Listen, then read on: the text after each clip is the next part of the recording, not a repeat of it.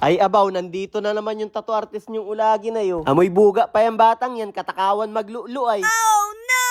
Aroy, hindi nyo alam yung salitang buga ano, rich kid kasi kayo. Baka nga ni nakalumod na kayo no na hindi nyo pa alam yung salitang buga ay.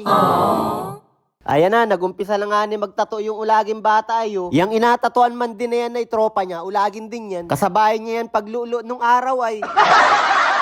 Gamitin lang naman sa pambababae yung tato. Siyempre, pag maangas ang tato, dagdag pogi points yun. Tapos pag pangit naman ang tato, siyempre, dagdag pangit points naman yun.